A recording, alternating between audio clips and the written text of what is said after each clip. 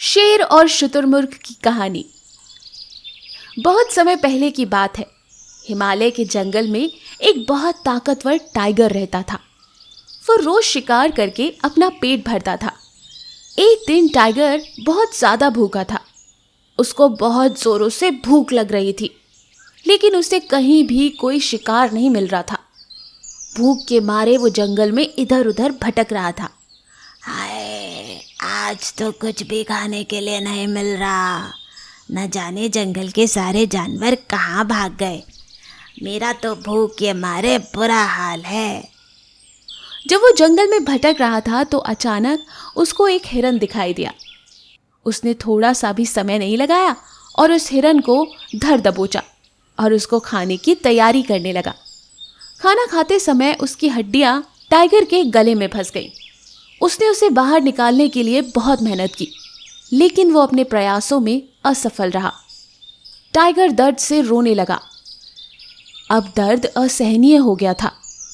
Tiger को चिंता होने लगी कि शायद ये दर्द अब उसकी जान ही ले लेगा।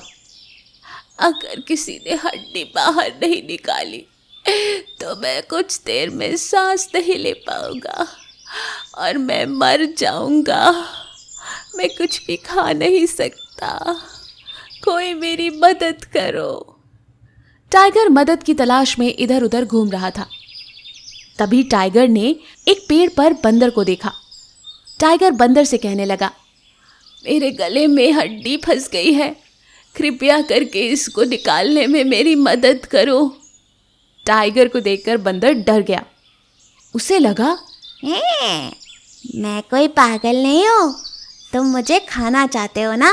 मैं तुम्हारी गर्दन में हाथ डालूंगा और तुम पूरा का पूरा मुझे ही गप कर जाओगे। मैं तुम्हारी मदद नहीं कर सकता। कृपया अपनी चाल किसी और पर चलना। टाइगर बेचारा दर्द सहता हुआ अपना सर नीचे रखे हुए धीरे धीरे वहां से चल पड़ा। तभी उसे भालू दिखा। वो भालू के पास गया और उससे भी यही बात कही। भालू भाई, मेरे गले में हड्डी फंस गई है, मैं सांस भी नहीं ले पा रहा हूँ, कृपया करके मेरी मदद करो। शेर की बात सुनकर भालू ने कहा, मैं बहुत थक गया हूँ और नींद सी आ रही है। अभी मैं कोई काम नहीं कर सकता। बाद में आना। कृपया करके अभी यहाँ से जाओ। अपना मुंह लटकाए और दर्द सहता हुआ बेचारा टाइगर वहां से भी चल पड़ा। तभी उसे एक आम के पेड़ के नीचे एक शुतुरमुर्ग दिखा।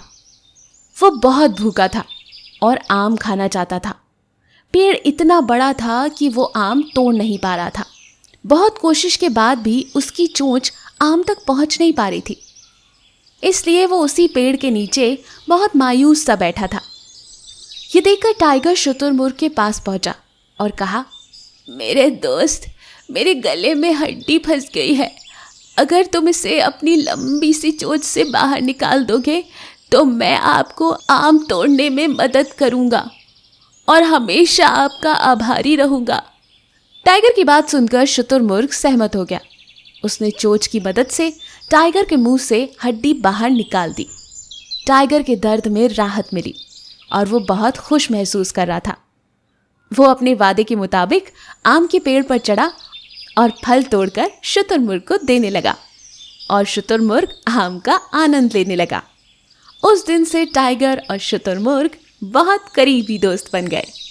अगर आपको हमारी कहानी पसंद आई हो और ऐसी अमेजिंग कहानियाँ आप सुनना चाहते हैं तो हमारे चैनल को लाइक और सब्सक्राइब जरूर कीजिए। शुक्रिया। मूर्ख गधा और गीदड़। एक धोबी था, उसका एक गधा था। वो दिन भर कपड़ों के गड्ढे इधर से उधर ढोने का काम करता था। धोबी बहुत कंजूस और निर्दयी था। अपने गधे के लिए चारे का प्रबंध भी नहीं करता था, बस रात को चरने के लिए खुला छोड़ देता था। ठीक तरह से खाना पानी न मिलने के कारण गधा अब काफी कमजोर हो गया था। एक रात को उस गधे की मुलाकात एक गीदड़ से हुई। गीदड़ ने उससे कहा, कहिए महाशय, आप इतने कमजोर क्यों हैं? गधे ने बड़े ही दुखी मन से कहा, क्या बताऊं भैया, पूरा दिन मेरा मालिक मुझसे काम कराता है। कभी इधर भगाता है, कभी उधर भगाता है। और उसके बाद खाना भी ठीक से नहीं देता। बहुत मारता है, बहुत कंजूस भी है। अब मैं कमजोर नहीं होऊंगा तो क्या होऊंगा। गधे की बात सुनकर गीदड़ बोला, अच्छा, ये बात है। तो अब समझो कि आपकी भुखमरी के दिन गए। यहाँ पास में ही एक बड़ा सब्जियों का बाग है। वहाँ तरह तरह की सब्जियाँ लगी रहती है। प्याज, खीरे, गाजर, मूली, ककड़ी, तरोई और बैगन। आहा, बहार है बहार। और मैंने उस बाग में एक जगह तोड़कर बना ली है अंदर घुसने का गुप्त मार्ग। बस वहाँ से हर रात अंदर घुसकर छक्कर खाता हूँ और सेहत बना रहा हूँ। तुम भी मेरे साथ कल वहाँ चलना, भर पेट खाना खाओगे। गधा गीदड़ की बात सुनकर खुश हो गया। रात हुई तो प्लान के मुताबिक गधा और गीदड़ बाग में पहुंचे।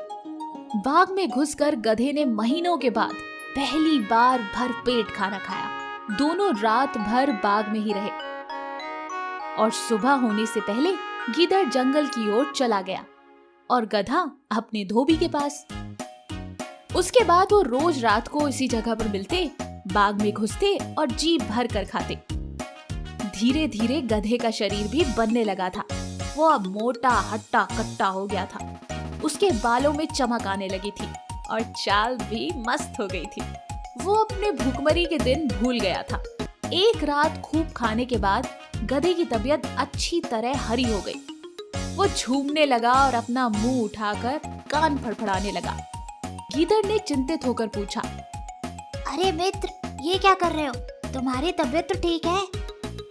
गधा आंखें बंद करके मस्त स्वर में बोला, अरे मेरा दिल गाना गाने का कर रहा है। अच्छा भोजन करने के बाद गाना गाना चाहिए। सोच रहा हूँ ढेचू ढेचू का राग गाई लूं।